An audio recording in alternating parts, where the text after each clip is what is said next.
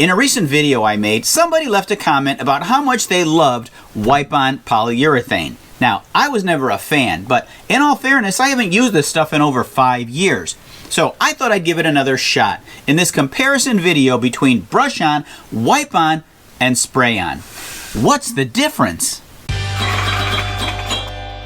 I divided this board into 3 sections. Here's the plan. On this section, I put 3 coats of brush-on polyurethane. Now, that's the gold standard. That's what I know. That's what I know works. I've been using it for years and it provides a great finish. But how do the other 2 compare?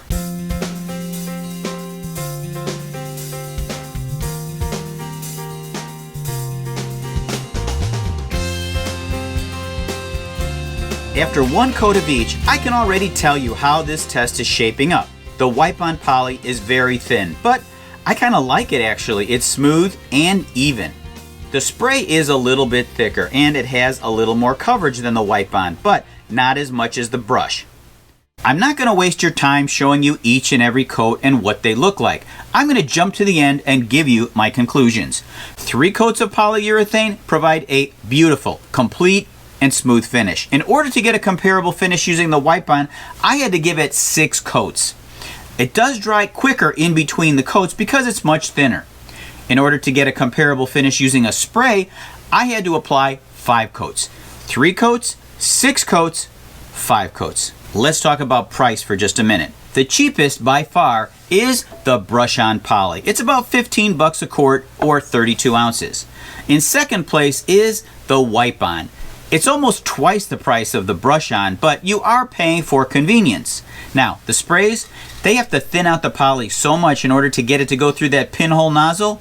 My guess is that half the can or less is actual polyurethane product. Now, I'm not a big fan of spray finishes. You get little product, stinky fumes, and overspray on stuff you don't want sprayed. So I figure that the sprays cost about 4 times as much as the brush-on.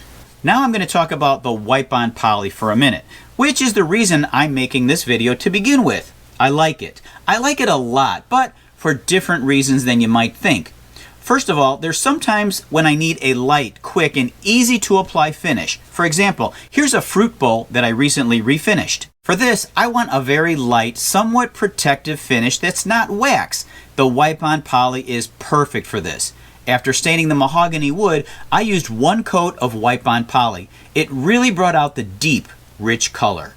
Another good use that I found for the wipe-on poly is it makes a good base coat. Sometimes if you use a brush-on poly for your first coat, you might get some bubbles in the finish. And with the brush-on, you don't get that.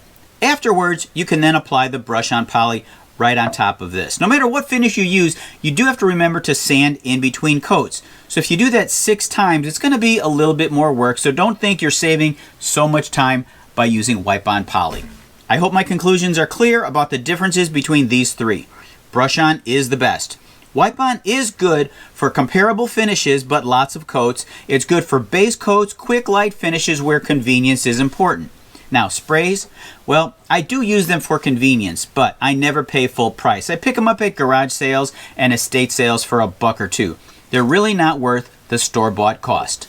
Lastly, I will say oil-based polyurethanes, which I'm using today, are almost always better than water-based. I'm Tom, this is Allie Picked, and thanks for watching.